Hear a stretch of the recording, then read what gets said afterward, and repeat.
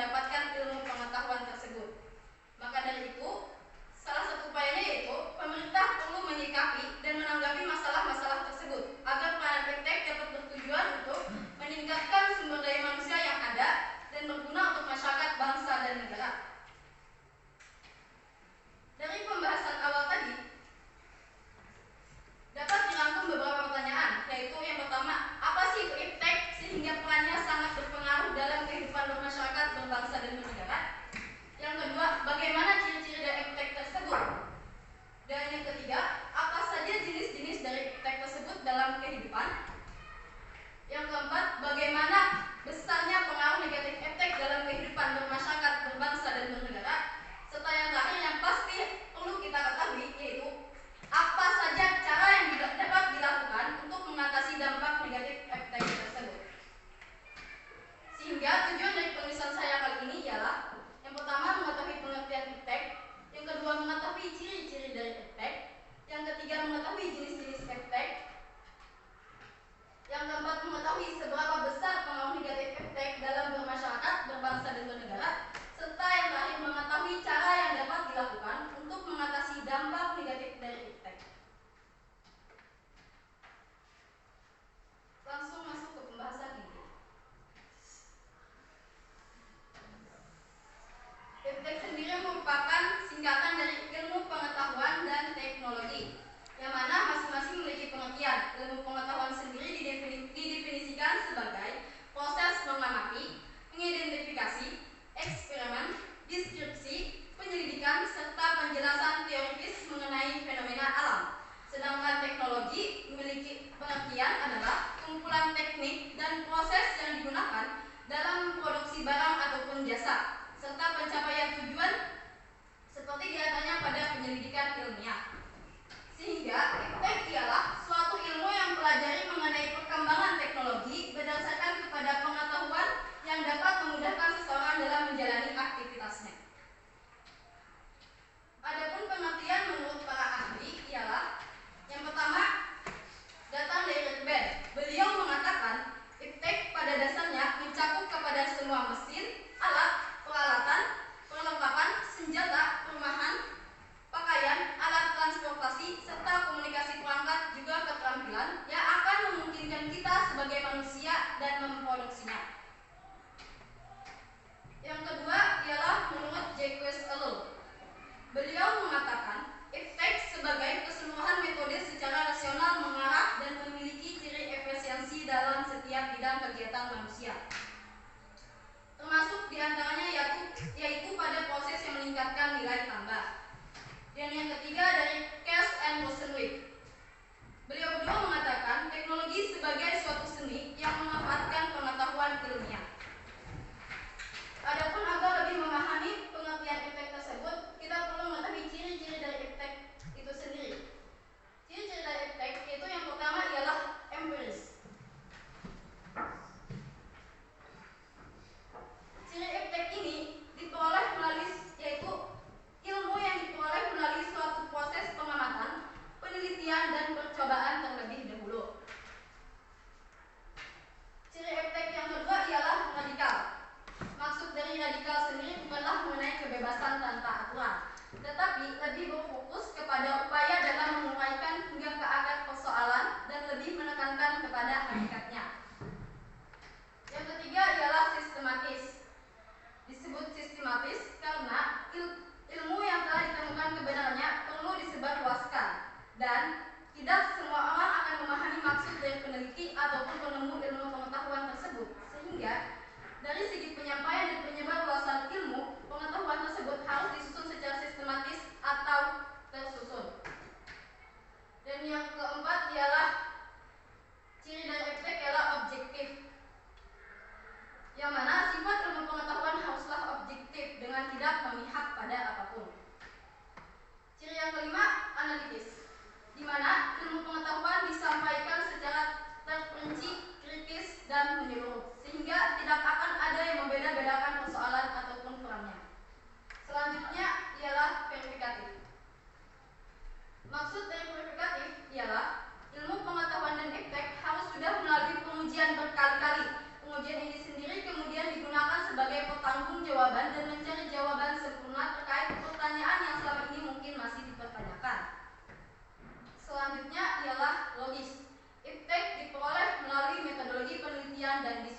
secara logis. Dan yang terakhir ialah ciri dari iptek bersifat ilmiah. Iptek bersifat ilmiah serta proses pengolahan iptek memang dilakukan secara serius serta bersungguh-sungguh. Selanjutnya, mengetahui jenis-jenis dari iptek itu sendiri. Di antara jenis-jenis iptek dirangkumkan beberapa di antaranya ialah dalam bidang teknologi komunikasi. Teknologi komunikasi merupakan perangkat keras yang dapat digunakan untuk mengumpulkan, memproses, dan bertukar informasi dari satu orang ke orang lainnya. Dalam perkembangannya, teknologi komunikasi berangkat dari alat tradisional seperti kentongan, kemudian berkembang menjadi surat, telepon, hingga sekarang dapat dilihat yaitu handphone. Yang selanjutnya ialah teknologi industri.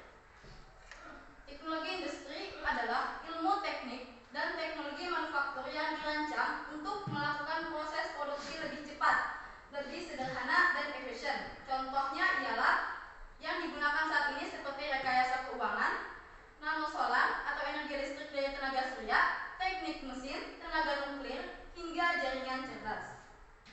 Selanjutnya, jenis dari iptek ialah teknologi perencanaan. Teknologi perencanaan merupakan ilmu yang digunakan untuk merencanakan teknologi baru untuk kemudahan di masa depan. Sehingga dapat dikatakan, teknologi perencanaan menjadi dasar ilmu dalam pengembangan iptek di berbagai bidang. Contoh teknologi perencanaan banyak digunakan dalam bidang biorekayasa, perencanaan sipil, perencanaan bangunan, biokimia, hingga perencanaan luar angkasa. Jenis iptek yang keempat ialah teknologi kesehatan. Dalam teknologi kesehatan, iptek digunakan untuk mengembangkan ilmu, obat, dan berbagai peralatan yang berguna di dalam dunia medis.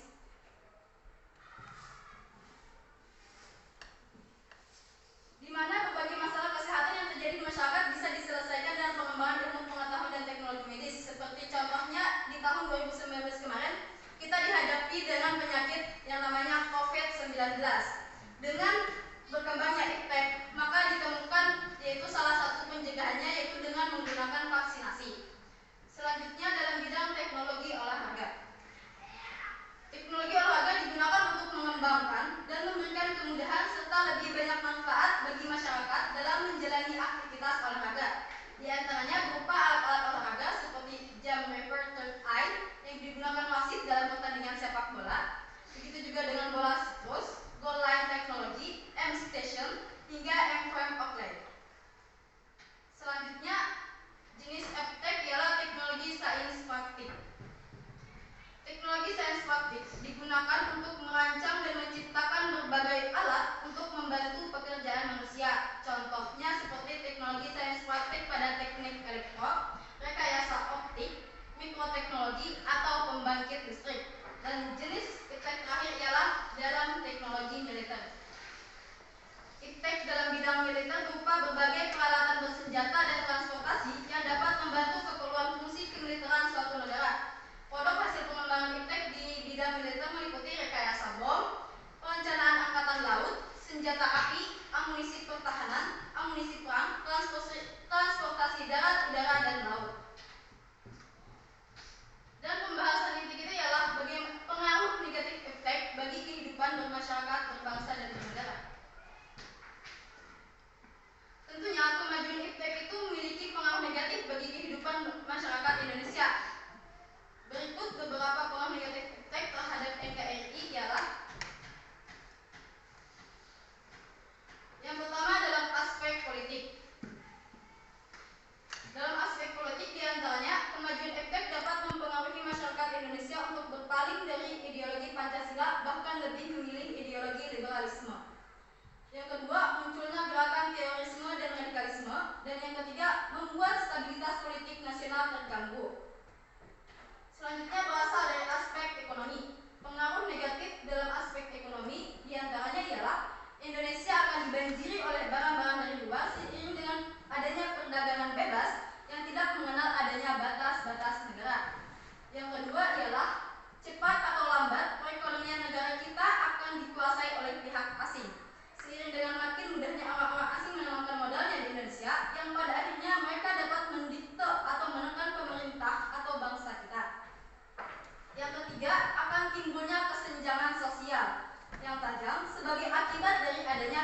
pilihan bebas. Dan yang keempat, pemerintah hanya sebagai regulator pengaturan ekonomi yang mekanismenya akan ditentukan oleh pasar atau dari orang asing tersebut. Yang kelima, sektor-sektor ekonomi rakyat yang diberikan subsidi semakin berkurang dan koperasi akan semakin sulit berkembang.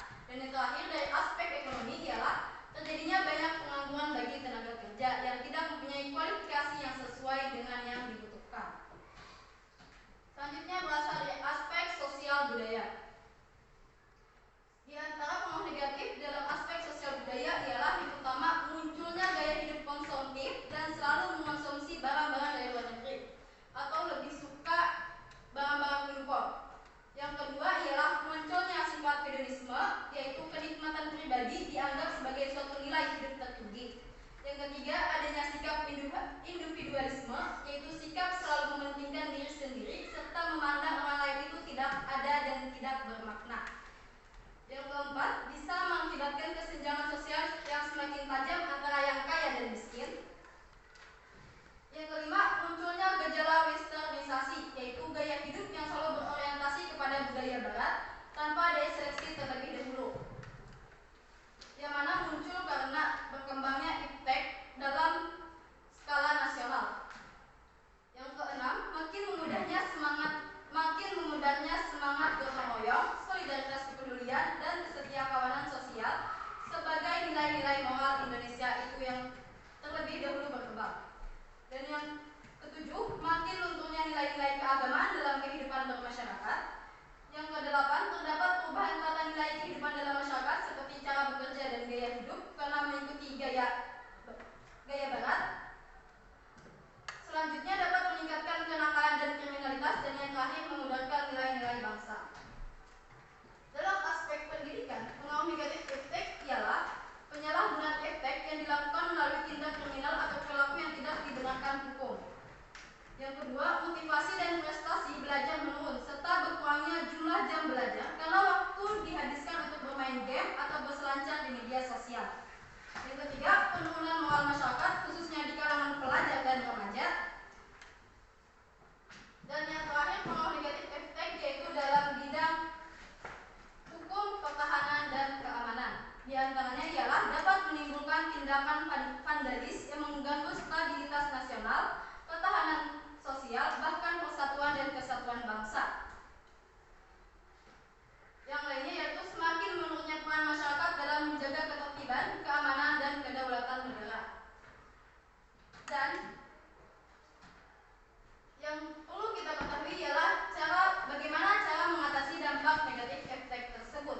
Di antaranya ialah yang pertama, memberikan pemahaman kepada masyarakat tentang cara penggunaan teknologi yang baik dan tidak melanggar etika, sehingga teknologi dapat digunakan sebagai alat informasi yang dapat menopang keberlangsungan hidup manusia. Yang kedua ialah memblokir situs-situs yang dapat mengantarkan pada hal negatif sebagai antisipasi untuk memfilter diri sendiri dan orang lain di sekitar kita. Yang ketiga ialah menggunakan teknologi sebaik mungkin dengan mengakses situs-situs yang bernilai positif dan mempunyai nilai pendidikan. Selanjutnya, cara yang dapat dilakukan ialah tetap menjaga diri agar tidak mudah terpengaruh oleh berbagai penawaran yang ditawarkan oleh situs tertentu tanpa mengetahui apa manfaatnya. Yang kelima ialah mengatur waktu penggunaan teknologi agar tidak memunculkan rasa candu. Selanjutnya, tidak terlalu mengekspos berbagai kegiatan harian karena akan memunculkan kesempatan bagi para penjahat untuk mengambil keuntungan dari hal tersebut. Dan cara yang terakhir ialah dapat dengan berinternetlah dengan sehat, dengan arti berinternet sesuai dengan kebutuhan yang dibutuhkan, tidak berlebihan.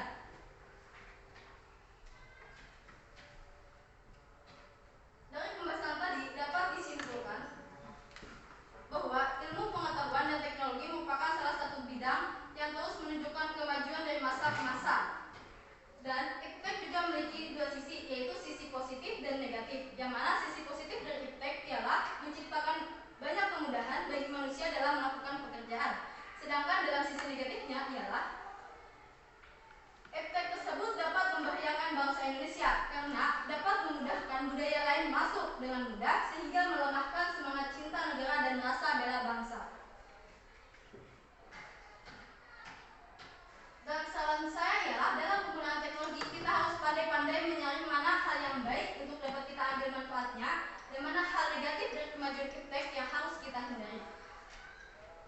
Sekian yang dapat saya sampaikan. Apakah ada yang kurang dipahami?